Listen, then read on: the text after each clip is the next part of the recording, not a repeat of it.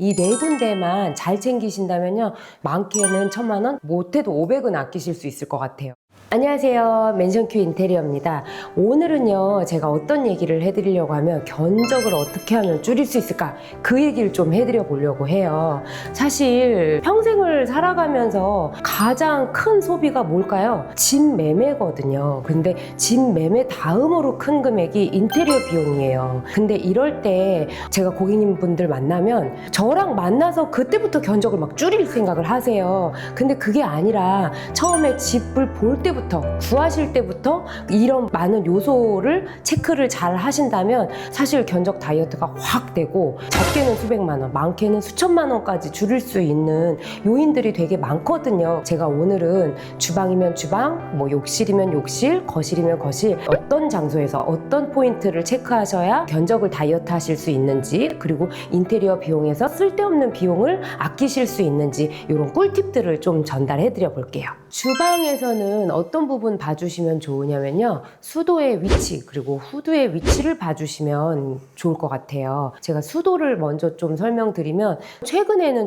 저도 공사하면서 거의 10건 중에 한 8건 정도는 옮기는 것 같습니다. 이때 왜 옮기느냐, 대면형 주방을 만들려고 옮겨요. 근데 이 거리가 멀면 멀어질수록 비용이 더 많이 들거든요. 배수배관하고 수도배관 옮기는 게 100만 원에서 많게는 200만 원까지 드는데요. 그 비용을 세이브 하시려면 내가 원하는 그 수도의 위치와 원래 수도 위치가 가까우면 좋겠죠. 그 구조를 봐주시면 좋을 것 같아요. 두 번째는 후드 위치인데요. 후드도 위에 이제 아무것도 없는 것 같지만 덕트가 다 연결이 돼 있어요. 그래서 후드 또한 너무 멀리 가져가시면 흡기 배기가 잘 안 됩니다. 그리고 또 멀리 가져가는 만큼 비용이 또 들거든요. 그런 비용 세이브 하시려면 이 두 가지 모두 멀리 가지 않는 구조의 아파트를 구하시면 훨씬 더 비용적으로 좀 세이브 하실 수 있을 것 같아요. 두 번째, 욕실 설명해 드려 보려고 하는데요. 욕실은 사실 전체 철거 후에 모든 걸 새로 하신다고 하면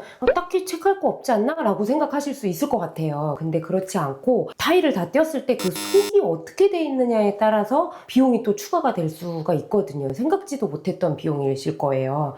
타일을 깼는데 환기가 제대로 안 돼 있거나 유지 관리를 제대로 안 하셔서 타일이 없어지고 나서 곰팡이가 너무 많이 펴져 있는 현장들이 왕왕 있습니다. 곰팡이가 심하면 곰팡이 업체를 불러야 될 정도일 수도 있어요. 만약에 곰팡이가 심하지 않으면 이제 곰팡이 제거제 같은 걸 뿌리고 열심히 닦고 해서 뭐 이렇게 다시 시공을 해드릴 수 있게끔 되면 좋은데, 보통은 그렇지가 않더라고요. 이 부분 어떻게 체크하실 수 있냐면, 환풍 시설을 한번 봐주시면 좋을 것 같아요. 그 예전에 갖고 있던 환풍기로 어떻게 사용하셨느냐를 확인을 해야지 곰팡이가 폈을 만한 현장인지 아닌지를 좀 판단할 수 있어서, 이 비용이 많게는 제 생각에 화장실 한 칸 새로 하신다고 하면 보드값만 못해도 한 100만 원, 거기에 인건비 뭐 30만 원 혹은 40만 원, 그러니까 한 150만 원에서 200만 원 정도까지도 드는 비용이에요. 그렇다면 물 잘 나오고 변기가 잘 내려가고 이것도 기본적으로 체크하시면서 환풍기 잘 돌아갔었는지 한번 체크해 보시면 나중에 타일 깨고 나서 좀 황당한 일은 없지 않으실까라는 생각이 됩니다. 제가 이번에는요, 거실에서 금액을 다이어트 할 수 있는 방법을 설명드려 볼게요. 구축 아파트인데 이미 확장돼 있는 집들이 있어요. 그런 집들 보면은 이 부분을 단열재를 넣어서 만들어 놨어야 정상적인데, 그거를 어떻게 확인하시냐면 두드려 보시면 알아요. 아이소핑크라고 해서 핑크색의 단열재가 있거든요. 그게 들어간 거는 두드렸을 때 둔탁한 소리가 나요. 호간이 다 차져 있기 때문에. 텅텅텅텅 소리가 난다? 그러면 저희는 뚫어보자고 말씀을 드려요. 동그랗게 홀소 타공을 해서 한번 들여다보자. 들여다봤을 때 아이소핑크로 돼 있으면 막고 다시 시공을 해드리면 되고, 만약에 아니다라고 하면 뜯고 단열을 제대로 넣어드려야지 맞다라고 저희가 말씀을 드리거든요. 그래서 애초에 집을 볼 때 만약에 집이 확장돼 있다라고 하면은 벽을 한번 두드려 보세요. 그 부분 체크해 주시면 좋을 것 같고, 샤시 바로 밑에 사춤이라고 하는 부분을 보시면 분명히 외부 실리콘이 조금 헐어 있고 다시 해야 되는 그 정도의 컨디션이라면 물이 흐른 눈물 자국이 있어요. 바깥에서 계속 빗물이 새어 들어온다는 거여서 그 부분을 체크하시면 외부 실리콘에 써야 되는 비용 같은 걸 세이브 하실 수 있겠죠. 그리고 마지막으로 말씀드려야 될 부분이 거실에 보시면 아트월이 있거든요. 이 아트월을 철거하고 새로 이제 벽면을 만들고 하는 데는 이 부분만 봤을 때 못해도 한 300?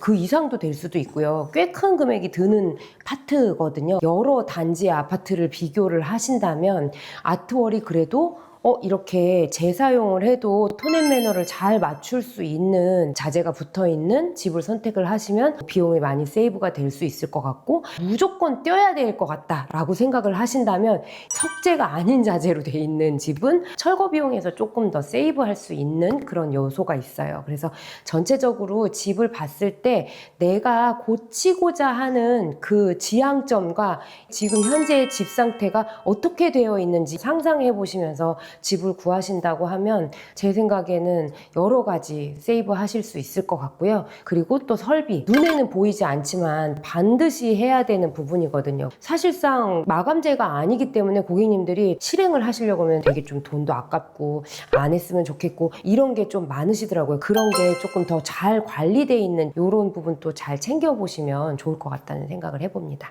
지금까지 제가 견적 다이어트 하는 방법을 설명을 해드렸는데요.